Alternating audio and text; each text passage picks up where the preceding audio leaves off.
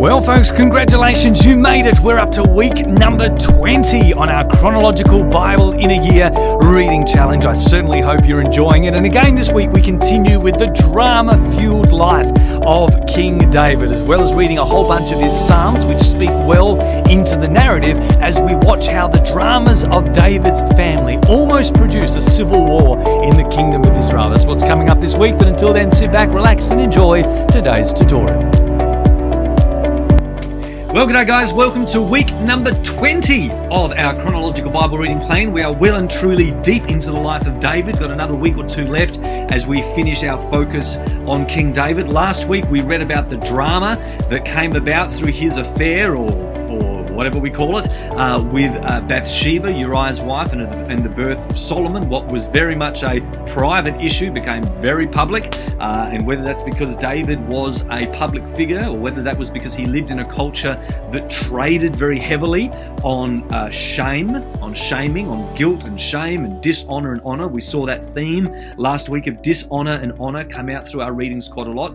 Either way, what was very much was a personal issue to begin with became very public and affected a lot of people. Well, guess what? This week, it just gets worse. We're going to see more drama in the life of David, more drama in his personal family life that then translates and ends up almost having a civil war in the entire kingdom that he leads. So that's the big story of what we're going to be reading this week. This week we're reading 9 chapters of 2 Samuel 13 to 21, and we're also reading 20 Psalms, 19 of which, almost all, of which are written by David and describe the great emotion that this drama this week goes through. All right, so I don't want to give too much away, but here we go. I want to get your head in the right space as we approach the readings this week. The main thing we really need to know and be reminded of before we head into this week's readings is the complexity of David's family life. At this point in history, get this, David has at least 8 wives. At least. The first one was Michal, Saul's daughter. Remember, King Saul said, hey, whoever kills Goliath can have my daughter. All right, and then he said to David, well, if you really want Michal, you need to kill 100 Philistines and bring their foreskins to me. Okay, so that he married Michal out of that, and although she got shifted to another husband when David was on the run, David ends up taking her back, and he is wife number 1.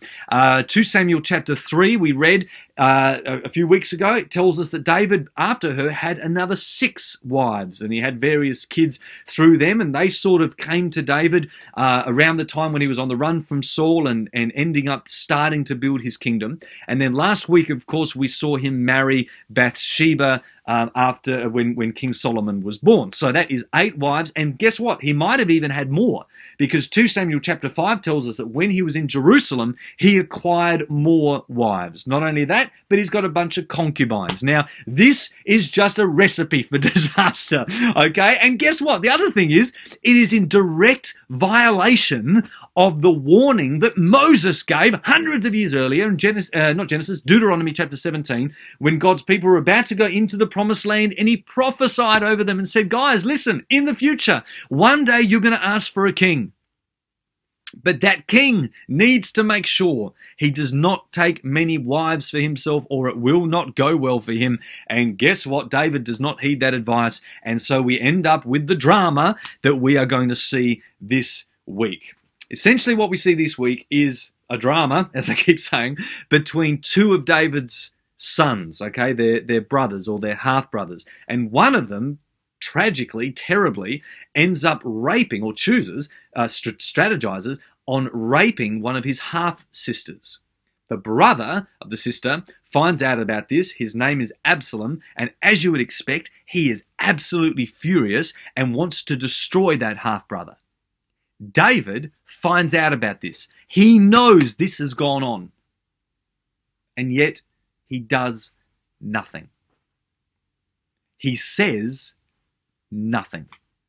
It's like he puts his head in the sand and completely ignores the situation. His own daughter was raped. His own son had done it, and yet David does nothing.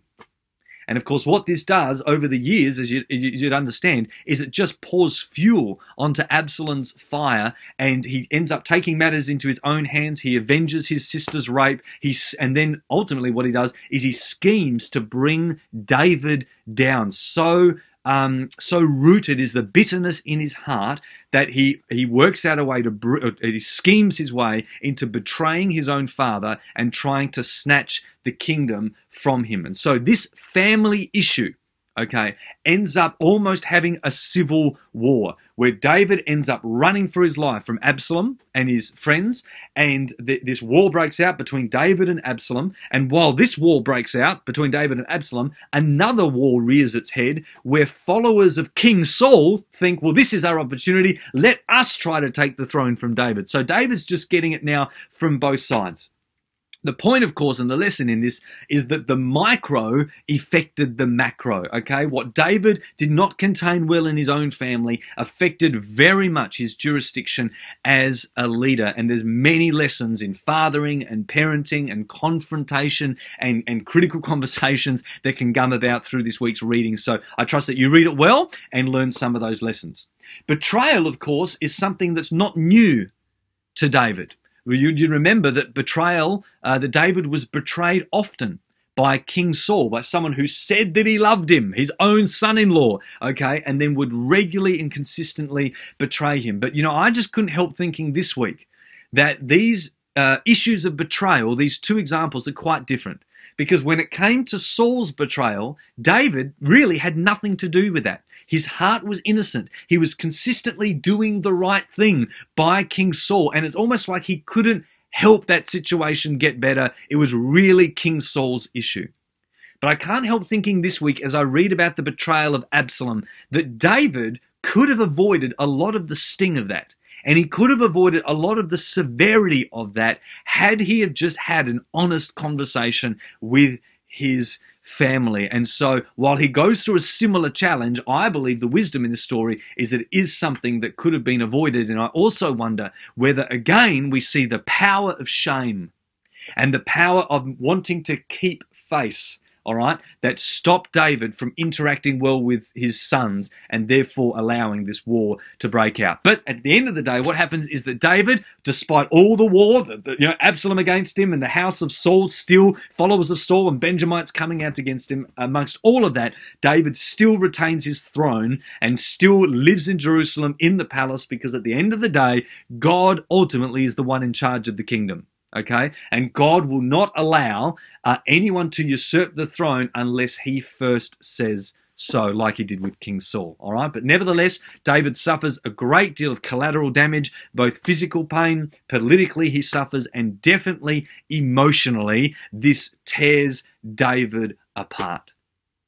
And that is where the Psalms come in this week and really shine for us, because a lot of that pain comes out in David's song. So you'll be happy to know this week that 19 out of the 20 Psalms we're going to be reading are written by David, and they all seem to match, okay, the story that we're reading. So this actually works really, really well this week, reading the drama in Samuel and then the Psalms that David writes. And I want you to keep your eye out for key words that David uses this week that speaks about Absalom and speaks about the usurping of his throne by the other people of Saul's family. He speaks about evildoers ambushing him, those he once trusted and close to him betraying his trust. He talks about them scheming downfall, lying, tricking, deceiving, speaking good with their mouths, but devising evil plans in their hearts. All these words come out in the Psalms this week. And of course, through it all, despite all the suffering that David goes through and all the emotional heartache, almost all of the Psalms finish with him declaring his trust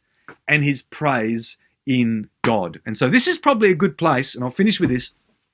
This is probably a good place for me to talk a little bit to you about the book of Psalms and putting the book of Psalms in its context. Okay, so here again is the big picture when it comes to the book of Psalms.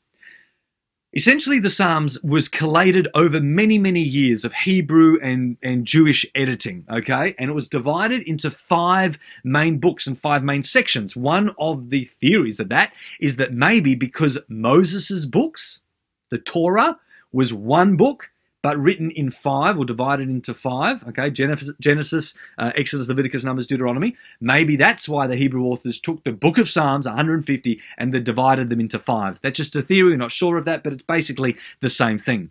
The word Psalms comes from the Greek word. The word in the Hebrew literally means praises. Okay, so you could also call it the book of praises. There's 150 all up, as I just mentioned. About half of them are written by David. Okay, about a third of them are written by unknown people. We don't know exactly who wrote them. And the rest are written by guys like the sons of Korah and Asaph, etc. You're going to see their names this week. About a third of the Psalms are directed, and you'll see this in the little editorial notes, they're directed to somebody called the director of music, which basically tells us that that psalm for sure had musical accompaniment to it. So it had instruments that played with it. And in fact, every now and again, when you see the beginning of a psalm, you will also see that it says to the tune of something. So it even mentions the song name or the music, the name of the music that goes with those particular words. So while not all of the Psalms may have been sung, some of them may just be poetry, we know that a good portion of them had music written to them. The most common form of Psalms, there's basically 2 really common forms, and it's the songs of praise and songs of lament. Okay, so basically happy, sad.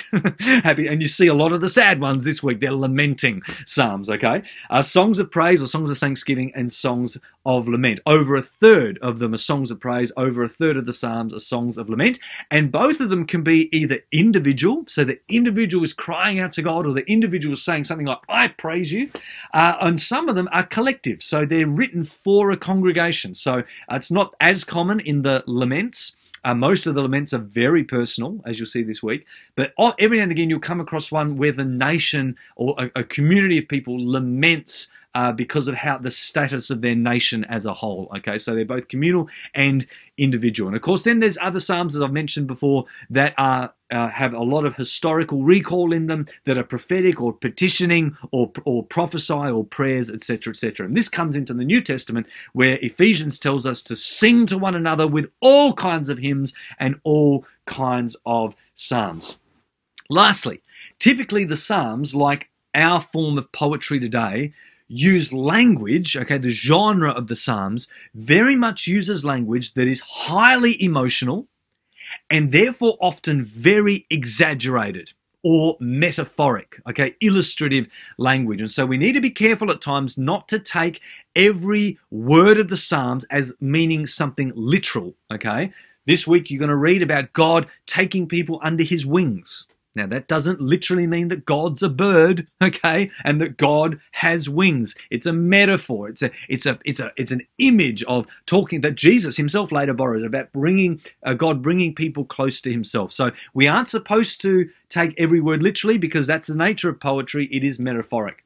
But the one different thing about poetry in the ancient Near Eastern poetry today is often our poetry in English, we use poetry to rhyme. Well, they didn't really do that much in the ancient Near East, but one of the things they often do is they use repetition or parallelism in their poetry. So you especially notice this in the opening verses of some Psalms, where he'll say one thing and then basically repeat it with slightly different language or a different metaphor, saying the one thing but saying it twice, or sometimes even 3 or 4 times. He'll keep repeating something, all right? So that's called parallelism. It's part of the ancient Near Eastern form of poetry. So I hope that helps a little, just to give you an idea, the big picture of the book of Psalms, but also some specific things to look out for. Okay, guys?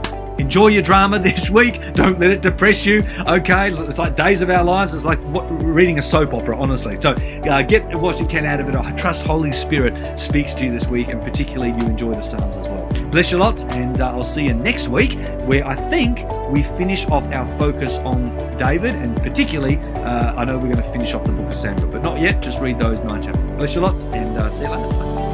That's it for today's lesson. I really hope you enjoy your readings this week. Remember, allow yourself time to read as much as you can in one sitting. Don't get lost in the detail. Just keep going and watch the Bible's big story unfold before you. Remember also to hit me up on our social media channels or website, and I'll see you next time.